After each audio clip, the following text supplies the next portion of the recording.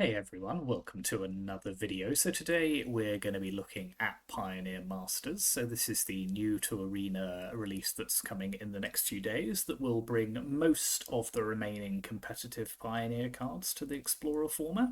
So this is an exciting moment. I believe it will officially rename Explorer on the client. So yeah, this is a big moment, something that people have been waiting for far too long, but it is finally here. So today we're going to talk through my picks for the top 10 cards from Pioneer Masters that are going to have an impact in Explorer and kind of turn it more into what you might be used to seeing if you play Pioneer in paper or on Magic Online.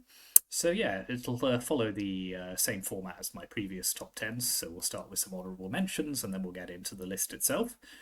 So yeah, let's make a start. So in terms of honourable mention, so we've got a few cards here which will probably see some play, but aren't the kind of the most impactful. So the first one is Hallowed Moonlight, which is 1 and a white instant until end of turn. If a creature would enter and it wasn't cast, exile it instead, draw a card. So this is a card that sees play in a lot of blue-white control decks. It's a good answer to some of the various combo strategies in the format, which are trying to cheat cards into play without casting them. It's also a good answer to things like the first chapter of A Fable of a Mirror Breaker, for example, or when that flips. So yeah, it's just a good way of stopping the opponent from really doing their thing. The fact that it also draws a card is very nice, means that it's never entirely dead. You can just cycle it if you need to. So primarily may well see sideboard play, but certainly for a while, Pioneer Azorius control decks were running a couple of these in the main deck. And then the next one is Elspeth Sun's Champion. And I don't know if the original art looked like that, but she looks incredibly flat on this version of it. I can't remember, but yeah, there's sort of Elspeth in 2D. But it's a 4 loyalty planeswalker for 6 mana. +1, create 3 1/1 white soldier creature tokens. -3, destroy all creatures with power 4 or greater. -7, you get an emblem with creatures you control, get +2/+2 and have flying. So this doesn't see a huge amount of play in Pioneer anymore. Used to be the big thing in Standard, the kind of the big finisher. It is a very, very powerful planeswalker, but kind of probably too expensive and not quite impactful enough straight away anymore. You might see it in the sideboard of some control decks, but it is one of my favourite cards from recent years. I mean, I say recent; it's over 10 years old now, but I'm old, so everything's recent to me. And then we've got Master of Waves. So again, this is another one which only sees fringe play, but it's a very, very fun card. So it's a Merfolk Wizard for 4 mana, a 2/1 with protection from red. It says elemental creatures you control get +1/+1, and when it enters, create a number of 1/0 blue elemental creature tokens equal to your devotion to blue. And so this is a pretty unique effect. We don't really see this kind of thing very often, kind of something that creates tokens which are on the face of it entirely dependent on Master of Waves sticking around, because as soon as it dies, the elementals become 1/0s again and just die with it. But in a kind of deck which has Merfolk Tricksters and Harbinger of the Tides, you can often create like 4 or 5, maybe even 6 2/1s, and very quickly just close out the game. That protection from red is a nice little bonus as well. Just makes it slightly harder for some opponents to deal with this card. Then the next one is Temporal Trespass. So I think this would have been higher on the list a few months ago or a year ago. So this is it's the kind of the key missing Delve spell from Izzet Phoenix. It's 8 and 3 blue for a sorcery with Delve, and it says take an extra turn after this one and exile it. So yeah, this used to be a card which saw quite a lot of play in Izzet Phoenix, less so now, although you probably, I'll definitely try a version of the deck with 1 or 2 of these in. It is a very, very, very powerful spell. If you're taking an extra turn for just 3 blue mana, obviously you can attack with your Phoenixes twice. You can do all kinds of things. So yeah, never sleep on this one. So very, very welcome addition to the format. Then we have Soul Flare, which is a kind of fringe archetype all by itself. Very, very popular deck, but not kind of tier 1, but something that I think people enjoy playing. So it's a 4/4 for 6, also has Delve, so we're playing it for a very cheap, much cheaper than 6 mana. And it says if a creature card with flying was exiled with Soulflare's Delve ability, then Soulflare has flying, and the same is true for First Strike, Double Strike, Death Touch, Haste, Hexproof, Indestructible, Lifelink, Reach, Trample, and Vigilance. Obviously, we have a number of cards in the format now which are kind of keyword soup, so Atraxa is one of them. We're getting Chromanticore also in Pioneer Masters, so you know, the whole idea behind this is you build around just creating a soul flare with as many different keywords on it as possible, and then it's just a fun time. As I say, not hugely competitive, but certainly something that we should be trying. And then the final honourable mention I've got is Dragonlord Ataka. So this is an 8/8 with flying and trample for 7 mana. When it enters, it deals 5 damage divided as you choose among any number of target creatures and or planeswalkers your opponents control. So yeah, the Dragon Lords, all 5 of them are in this set, and they are all great cards. You know, I'm a huge fan of Dragon Lord Ojutai. I had a commander deck built entirely around that card. So they don't see a huge amount of play anymore. They've kind of been power crept out. Ataka is probably the most likely, just because it is such a big beater, and it has an impact as soon as it hits the battlefield, which you kind of want your creatures to be doing these days. So yeah, that also gets an honourable mention on this list. So moving on to our proper list now. So we've got at number 10 we have Days Undoing. So this is 2 and a blue for a sorcery, mythic. It says each player shuffles their hand and graveyard into their library, then draw 7 cards. If it's your turn, end the turn. So yeah, this is a time twister to all extents and purposes, except it ends your turn immediately, so you don't then get to use any of the cards that you've drawn. So on its own, it's not a great card, because obviously the opponent then gets to do their thing with their 7 cards before you get to do anything with yours, which has always been a problem with Time Twister, but particularly with something that ends your turn afterwards. But obviously the whole point of this card is that you're not playing it fairly. You combine it with a card like Narset, or Notion Thief, or Shieldred, and various other effects that essentially either stop your opponent from drawing more than 1 card, or punish them for doing so. So if you have Narset, obviously they're only drawing 1 card, and then you don't really care that they then get to have a turn. Notion Thief, kind of, they only draw 1 card and you draw even more. Shieldred obviously domes them for 14 if they draw 7 cards. So yeah, there's various effects in the format which you can kind of build an archetype around. So there's a kind of blue-black control deck which kind of uses Narset, all of these different cards, just kind of create the most favourable circumstances for you to fire off a Day's Undoing. Commit to Memory. The memory part of that card kind of does a similar thing, but obviously that's 7 mana, this is only 3. So yeah, this is a very, very neat little combo in the format that I'm looking forward to trying out. Then at number 9, thank God this card is finally here. Feels like it's been forever, but we have Oath of Nissa, a 1 green legendary enchantment. When it enters, you look at the top 3 cards of your library. You can reveal a creature, planeswalker, or land from among them and put it into your hand. Put the rest on the bottom of your library in any order, and then the bit that people often forget about is you may spend mana as the mana of any color to cast planeswalker spells. This is one of the best green cards in the format. You know, short of playing a Llanowar Elf, this is kind of everything you want to be doing on turn 1. It helps sculpt your hand, gets you the things that you need, whether that's a land or whatever it may be, and crucially adds 1 green devotion to the board that is very hard for the opponent to interact with if they don't have enchantment removal. And if they do, they don't really want to be using it on a Oath of Nissa that you've already got value off and is just sitting there, not really doing anything except adding devotion. But in some decks, having that extra devotion is incredibly powerful. And some of those decks have kind of tried to build around the Planeswalker clause. So often it's close to blank text and a lot of the mono green archetypes.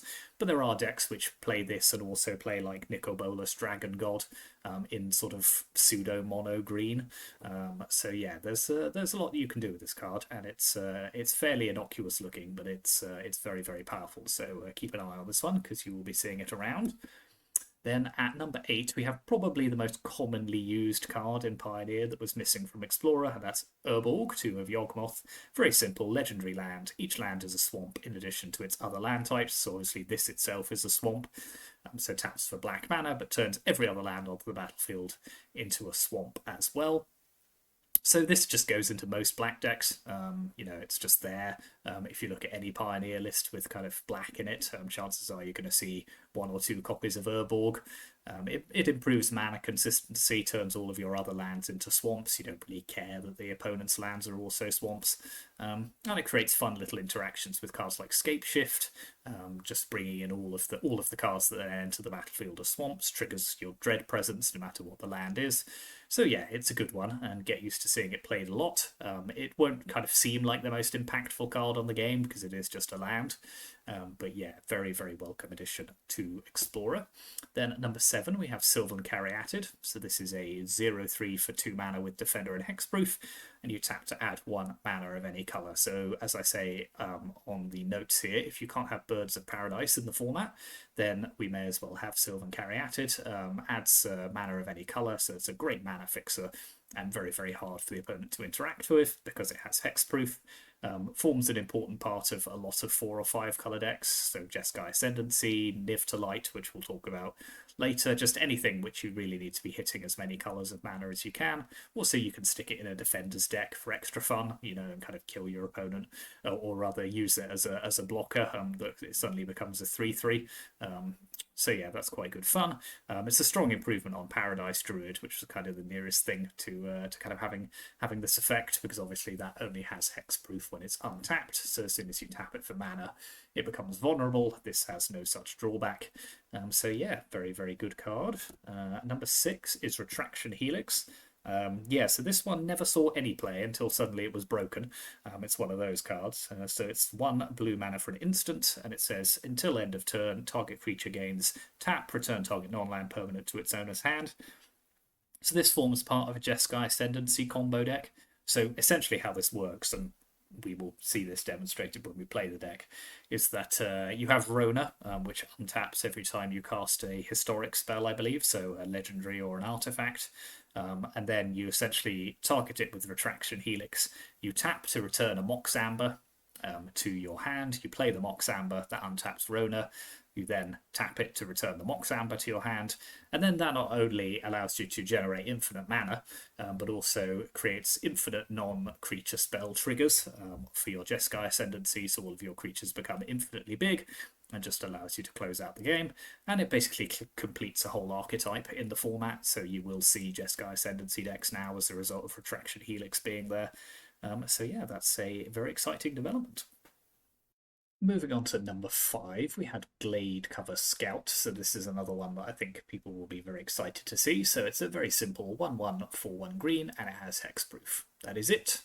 It is a common, but it basically creates an entirely creates an archetype in the format which previously saw play and tried to experiment with things that weren't this, and turns out that sometimes you just need the simple, clean 1/1 hexproof, because Aura's decks just aren't as good without this card. The replacements just don't do quite the same thing. You know, some of them have wards, some of them have kind of other or are more expensive, and this is just better. You know, it's a card you can get down early. It becomes incredibly hard for the opponent to interact with, and you just slap all of the auras that you can onto it. It's a strategy which has struggled, I think, a little bit in the era of kind of Shieldred's Edict, which is a good way of getting around this. So you do need kind of additional creatures to stop that from happening. But, you know, Bogles is a strong way of playing the game, and it's exciting to see this card come to the format. And, you know, Ward has now replaced Hexproof on most cards. You won't see many Hexproof cards, I imagine, from now on. So this is likely going to be a unique effect in the format. So will almost certainly always be the thing that you go to for this kind of effect. So Gladecover Scout is here, and that's good news. Number 4, we have Reckless Bushwhacker, so another powerful non-rare card, but one of the best uncommons in the format. So a 2/1 for 3 mana with Surge of 1 and a red. So Surge is a new mechanic to Arena, so it essentially you can pay a card's Surge cost if you've already cast a spell this turn. So you can play it for 1 and a red.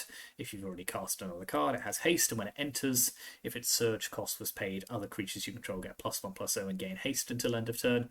You can kind of see where this might be good. You know, those kind of Boros Convoke decks, which are looking to go as wide as possible with tokens, and then convoke in a veteran veteran Loxodon, venerated Loxodon, maybe, and the Knight Errant, and then you surge this in as well, and suddenly you're kind of doing the Imadane's Recruiter thing, but much more cheaply.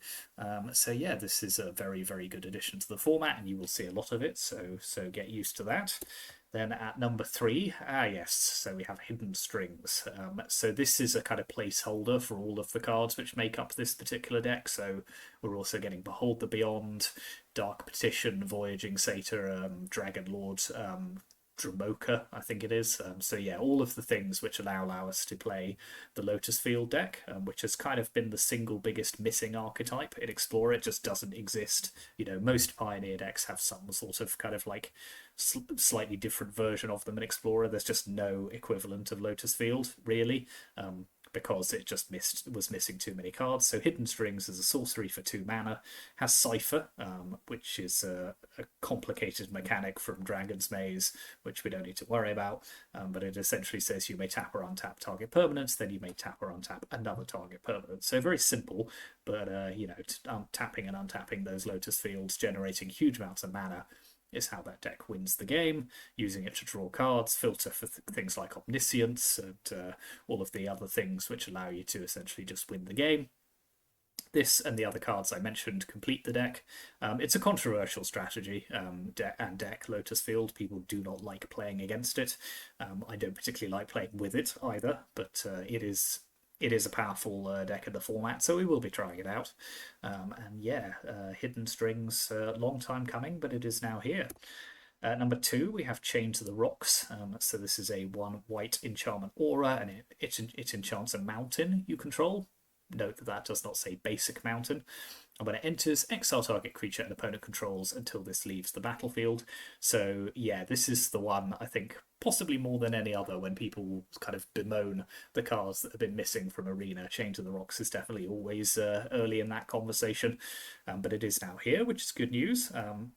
It's almost uniquely cheap as one of these effects. Obviously, Portable Hole does a similar kind of thing for 1 mana, but it only hits non-land permanents with mana value 2 or less. This hits any creature. The drawback is, of course, that it has to enchant a mountain, but as it's not a basic mountain, it can enchant a Sacred Foundry, or indeed any other kind of dual land that has the mountain subtype. So all of the triomes, for example. So yeah, this sees play in a variety of different strategies. So some of the Enigmatic Incarnation decks run this as a solid enchantment that you can sacrifice later if you want to. Sometimes Boros Burn runs it. Yeah, no, it's just a very, very good and cheap removal spell, which, unless your opponent is playing land destruction, is quite hard to deal with. So yeah, Chain to the Rocks, very, very welcome addition. And finally, my number 1 is... oh, wrong way. We'll try that again. Number 1 is Bring to Light. So yeah, this is an exciting addition. I'm very pleased to see Bring to Light come to the format. So this is 3 blue-green for a sorcery with Converge. So you search your library for a creature, instant, or sorcery card with mana value less than or equal to the number of colours of mana spent to cast this spell. Exile that card, then shuffle. You may cast that card without paying its mana cost. So this basically creates the entire Niv to Light strategy. Without it, the deck just doesn't work. So yeah, this the most common way you'll see this is cast for 5 different colours of mana, hence why you need things like Sylvan Caryatid. And then you just go and get a 5-colour Niv Mizzet, the 6/6 that draws you lots of cards. Cheat that into play, so it's essentially like copies 5 through 8 of Niv Mizzet in that deck. But even without that, it's just, you know, anything that's equal to or less mana value than the number of colours you're playing, you could just go get from Bring to Light. So yeah, think Beseech the Mirror, but just better in almost all circumstances. So yeah, it's a powerful card, and it is the number 1 card that's come to Pioneer Masters, and I'm very, very excited to see it come to the format, come to the Arena client, and yeah, I should look forward to playing it a lot. So yeah, that is my top 10. So let me know what you think in the comments. Do you agree with the list? Are there other cards that you're looking forward to? I've kind of focused on the most competitively viable cards, but I'm sure there are others which will be exciting and fun to play. So let me know what those are. And in the meantime, thank you very much for watching. As ever, hit those like and subscribe buttons. There will be gameplay videos of Pioneer Masters coming up very, very soon, so look forward to those, and yeah, I will see you next time.